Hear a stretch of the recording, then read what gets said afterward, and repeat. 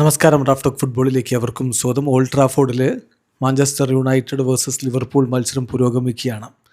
ഈ കളിക്കിടയിൽ ഇപ്പോൾ സ്റ്റേഡിയത്തിൽ നിന്ന് ആംബുലൻസിൽ മാഞ്ചസ്റ്റർ യുണൈറ്റഡിൻ്റെ ഇതിഹാസ താരം സർ അലക്സ് ഫെർഗൂസനെ ആശുപത്രിയിലേക്ക് കൊണ്ടുപോയി എന്ന വാർത്തയാണ് പുറത്തേക്ക് വന്നിട്ടുള്ളത്.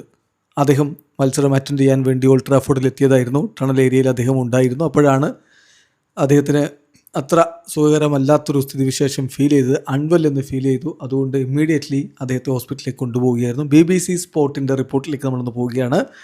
അതിലവർ റിപ്പോർട്ട് ചെയ്യുന്നത് ഇങ്ങനെയാണ്: സർ അലക്സ് ഫെർഗൂസനെ ഹോസ്പിറ്റലിലേക്ക് കൊണ്ടുപോയി after falling unwell at old ട്രാഫോർഡിൽ വെച്ച് അദ്ദേഹത്തിന്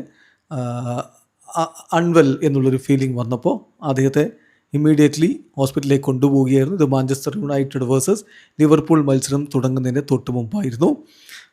സോഴ്സസ് റിപ്പോർട്ട് ചെയ്യുന്നത് അതൊരു പ്രിക്കോഷണറി മൂവായിട്ടാണ്, അതായത് എമർജൻസി സിറ്റുവേഷൻ ഇല്ല, മറിച്ച് മുൻകരുതൽ എന്ന രൂപത്തിലാണ് അദ്ദേഹത്തെ സ്റ്റേഡിയത്തിൽ നിന്ന് ആംബുലൻസിൽ ഹോസ്പിറ്റലിലേക്ക് കൊണ്ടുപോയത്. ക്ലബ് ഒഫീഷ്യൽസ് അദ്ദേഹത്തിൻ്റെ വിഷയത്തിൽ ഒപ്റ്റിമിസ്റ്റിക്കാണ്. ഫെർഗൂസൻ അധികം വൈകാതെ വീട്ടിലേക്ക് മടങ്ങുമെന്നാണ് പ്രതീക്ഷിക്കുന്നത് എന്നാണ് BBC സ്പോർട്ടിൻ്റെ റിപ്പോർട്ടുണ്ടായിരുന്നത്. എന്നാൽ ബെൻ ജേക്കബ്സ് കുറച്ചുകൂടി കാര്യങ്ങൾ പറയുന്നുണ്ട്. അതിൽ അദ്ദേഹം പറയുന്നത് ഇതൊരു പ്രിക്കോഷണറി മെഷർ തന്നെയാണ്. ആൻഡ്